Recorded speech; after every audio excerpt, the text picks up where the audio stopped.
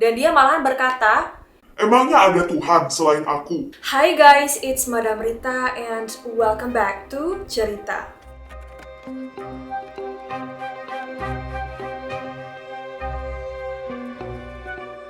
Di video kali ini aku pengen banget membahas tentang ceritanya Raja Namrud karena aku pernah melihat postingan di Facebook dan juga di TikTok yang viral banget tentang ditemukannya kerangka yang memakai perhiasan bernilai miliaran dolar. So, mari kita telusuri sama-sama tentang sejarah Raja Namrud ini. Buat kalian yang penasaran, make sure to keep on watching. Tapi buat kalian yang belum subscribe, jangan lupa ya di-subscribe dan juga aktifkan notifikasinya. Dan buat yang udah subscribe, thank you so much. Makasih udah support channel ini. Aku yakin banget Historita pasti udah pada familiar dan juga tahu lah ya tentang kisahnya Raja Namrud. So, aku akan ceritain singkat aja tentang kisah Raja Namrud. Namrud bin Kan'an bin Kush bin Ham bin Nuh adalah raja yang sangat sombong. Dia ini adalah seorang raja yang populer ya di peradaban dunia sekitar tahun 2275 hingga 1943 sebelum Masehi. Kalau sekarang negara bekas pemerintahannya Raja Namrud ini disebut Irak ya teman-teman, yaitu sebuah peradaban Mesopotamia kuno. Nah, Namrud dikisahkan menikahi ibu kandungnya sendiri yang bernama Semiramis. Dikisahkan pada saat Semiramis ini masih remaja, dia menikah dengan Kan'an. Namun sehari setelah melakukan hubungan intim dengan Semiramis, ayahnya pun meninggal dunia. Ibunya Namrud yang cantik banget ini mengaku kalau dia nggak pernah disentuh oleh manusia. Sampai-sampai Namrud ini dipercaya adalah seorang anak yang suci. Bahkan Namrud sendiri percaya kalau dia ini adalah anak Tuhan karena dia lahir dari seorang wanita perawan. Nah, ketika Namrud ini beranjak dewasa, Semiramis ini jadi cemburu kalau misalnya ada cewek-cewek yang ngedekatin anaknya. Sehingga pada suatu ketika sampailah dia menikah dengan anak kandungnya sendiri. Tapi teman-teman, ada informasi yang berbeda nih tentang sejarahnya Raja Namrud. Sejarawan penting Mesir yang bernama Syekh Muhammad bin Ahmad bin Iyas pada tahun 1448 hingga 1522 dalam bukunya yang berjudul Kisah Penciptaan dan Tokoh-Tokoh Sepanjang Zaman mengangkat riwayat berbeda tentang Raja Namrud. Diriwayatkan bahwa Ham mempunyai seorang anak yang bernama Kausi, Kausi memiliki anak yang bernama Kan'an, dan Kan'an memiliki anak yang bernama Namrud. Dan dalam buku tersebut, Kan'an ini digambarkan sebagai orang yang kuat dan juga suka berburu. Kalau misalnya Kan'an ini berteriak kepada binatang-binatang buas atau binatang-binatang liar, maka binatang tersebut akan jatuh saking kerasnya suara teriakan Kan'an. Dia lalu menikah dengan seorang wanita yang kemudian mengandung Namrud. Dan ketika wanita tersebut melahirkan, Kan'an ini berkata, "Anak ini terlahir akan membawa kejelekan. Bunuh saja atau buang saja ke tanah lapang agar dia mati." Dan karena mendapatkan perintah seperti itu, akhirnya wanita ini segera melemparkan Namrud yang masih bayi ke tanah lapang di antara kumpulan sapi yang lagi makan rumput. Anehnya, semua sapi di situ menjauhi Namrud dan setiap kali ada binatang yang melihat bayi Namrud ini, mereka semua akan kabur. Dan melihat hal yang aneh tersebut, akhirnya ibu Namrud pun kembali mengambilnya. Sang ibu lalu membawanya dan melemparkannya ke sungai karena dia mikir, ini pasti nanti akan tenggelam nih. Tapi ternyata tidak, teman-teman. Sang bayi tetap selamat karena dia terbawa arus sampai ke sebuah sumur. Dan kemudian Allah menundukkan seekor macan tutul betina untuk menyusui Namrud. Hal itu dilihat oleh penduduk satu kampung dan karena mereka kayak terheran-heran, akhirnya mereka pun mengurus bayi ajaib ini. Dan kemudian mereka pun memberi nama bayi tersebut Namrud. Ketika Namrud menginjak remaja, dia ini suka mengganggu orang-orang dan dia ini bisa banget bikin orang-orang tuh jadi patuh dan ngikutin apa mau dia. Nah, hal ini tuh sampailah ke telinga bapaknya, yaitu Kan'an. Cuman Kan'an nggak tahu kalau anak sakti tersebut yaitu anaknya sendiri. Akhirnya Kan'an mengumpulkan bala tentara untuk menemui Namrud. Ketika Namrud melihat ada pasukan yang mengarah ke dia, akhirnya dia pun juga mempersiapkan pasukannya. Karena kan Namrud ini pintar mempengaruhi orang-orang untuk dengar kata dia. Akhirnya terjadilah sebuah pertempuran Dan Namrud pun berhasil mengalahkan pasukan Kan'an. Kan'an yang penasaran akhirnya dia mengincar Namrud nih. Tapi sayangnya Namrud berhasil menghabisi Kan'an. Dan sampai ajalnya, Kan'an ini tidak mengetahui bahwa yang menghabisi nyawanya adalah anak kandungnya sendiri yang dia buang. Namrud sendiri juga dia nggak tahu ya kalau yang dia habisi itu adalah ayah kandungnya sendiri. Kemudian setelah itu kekuasaan pun jatuh kepada Namrud.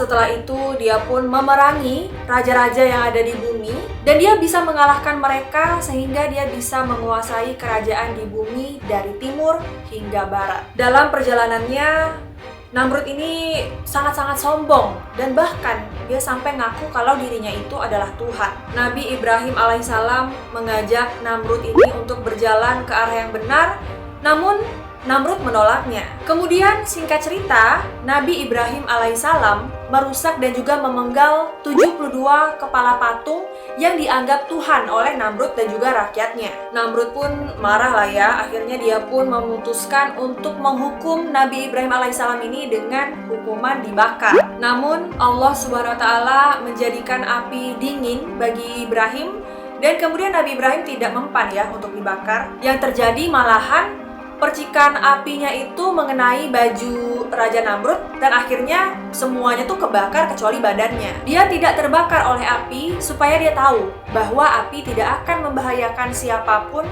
kecuali dengan seizin Allah. Tetapi hal itu tidak dijadikan pelajaran bagi Raja Namrud. Pada hari itu banyak sekali orang yang beriman karena mereka melihat mukjizat yang diberikan kepada Nabi Ibrahim tersebut, yaitu tidak terbakar oleh api. Ketika Namrud melihat hal itu, dia pun berkata kepada Nabi Ibrahim alaihissalam, "Pergilah engkau dari tanah kami, agar engkau tidak merusak agama kami." Nabi Ibrahim alaihissalam pun meninggalkan tanah kelahirannya, teman-teman.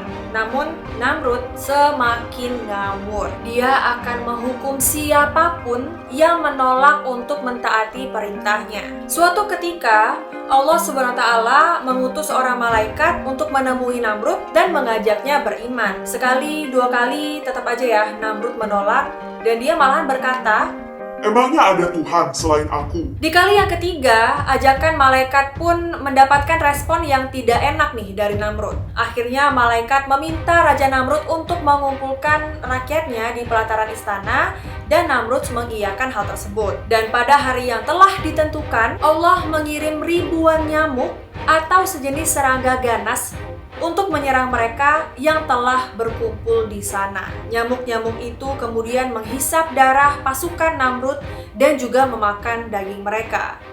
Maka habislah pasukan Namrud, sedangkan Namrud tetap selamat. Lalu Allah Subhanahu wa taala mengutus ekor nyamuk nih untuk masuk ke kepala Namrud melalui lubang hidungnya. Nyamuk itu terus ada di kepala Namrud dan menyiksanya selama 400 tahun. Karena Namrud nggak kuat, akhirnya dia jadi sering memukul-mukul kepalanya dengan sebuah tongkat. Disebutkan bahwa dia telah menjadi raja yang zolim selama 400 tahun, maka Allah pun mengazabnya selama 400 tahun sampai dia meninggal dengan seekor nyamuk kecil. Nah, itu dia cerita singkat mengenai Raja Namrud. Sekarang aku akan membahas tentang peninggalannya Raja Namrud.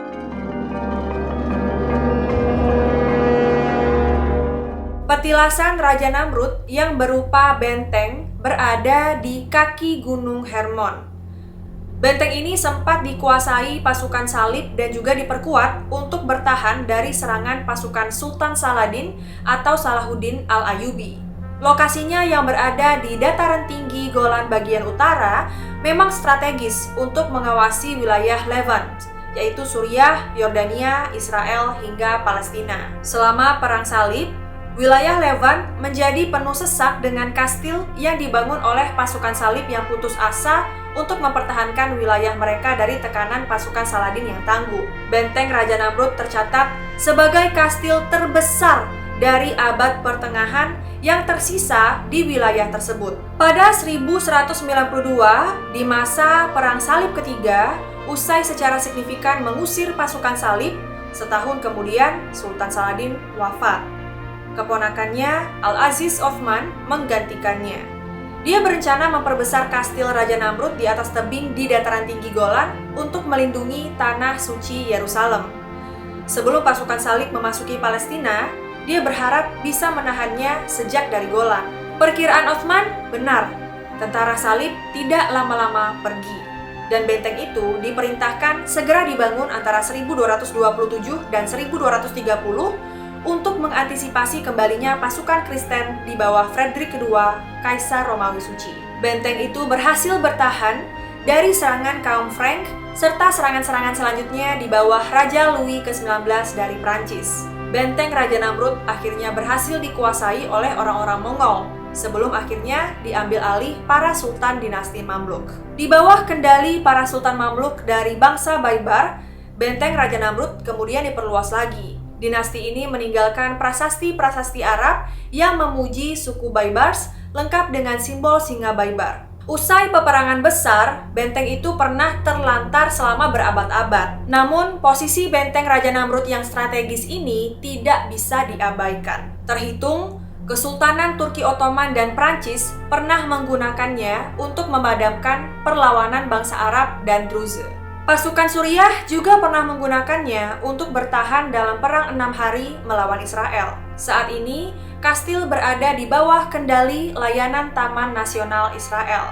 Penghuni yang tak terusir adalah Hyrax. Dia tampak seperti tikus, namun kerabat dekat gajah.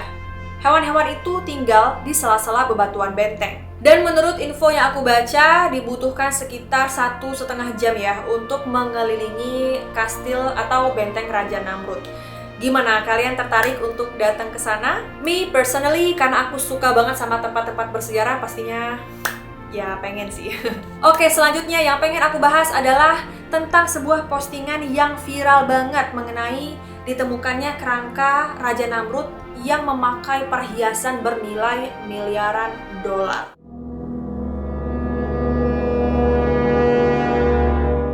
Awalnya kabar ini tuh diposting di Facebook pada tahun 2019, udah lama ya teman-teman. Dalam postingannya, akun ini menyertakan foto-foto yang diklaim sebagai makamnya Raja Namrud di Irak yang tengah dibongkar. Dan seperti yang kalian bisa lihat, kerangkanya ini terdapat banyak banget perhiasan mulai dari emas hingga permata. Postingan ini kemudian jadi viral banget dan dibagikan ribuan kali. Terus juga aku pernah lihat di TikTok, cuman aku lupa nama akunnya, tapi kayaknya yang bikin tuh orang luar gitu ya, antara orang bule atau orang Timur Tengah. Dia juga posting hal yang serupa tentang kerangka ini yang diklaim sebagai kerangkanya Raja Namrud beserta perhiasan-perhiasannya. Dan setelah aku telusuri beritanya, benar apa enggak, ternyata itu adalah sebuah hoax. Foto-foto tersebut ternyata adalah gambar jasad Saint Luciana yang ada di Heiligkreuztal, Jerman. Dan juga foto yang ini nih, ternyata ini tuh adalah jasad Saint Valentinus di Basilika Waldsee, Jerman. Kerangka ini dikenal sebagai jasad suci atau holy bodies, dan itu adalah kerangka-kerangka para martir Kristiani yang digali dari katakom di Roma antara 1688 dan juga 1764. Yang membuat kerangka ini berbeda dari kerangka-kerangka lainnya adalah kerangka-kerangka ini tuh menggunakan pakaian yang rumit yang dikira berasal dari abad ke-18. Mereka dipenuhi dengan perhiasan dan secara umum mirip dengan kaum bangsawan. Jadi postingan yang sempat viral itu emang hoax ya teman-teman, karena kerangka tersebut bukanlah kerangkanya Raja Namrud dan juga ratunya. Kadang suka bingung ya sama orang yang suka menyebarkan informasi hoax seperti ini. Sebenarnya mungkin niatnya baik gitu ya, ingin memberikan sebuah pelajaran.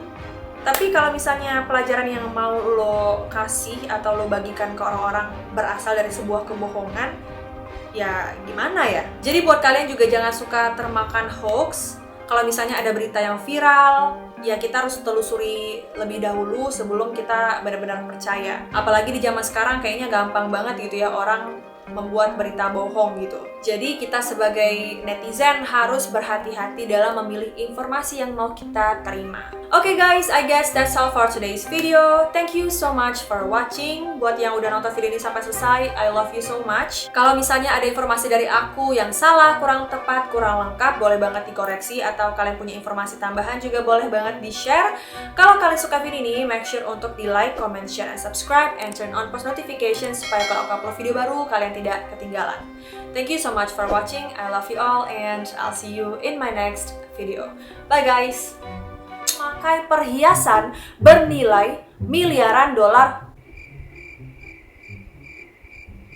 Negara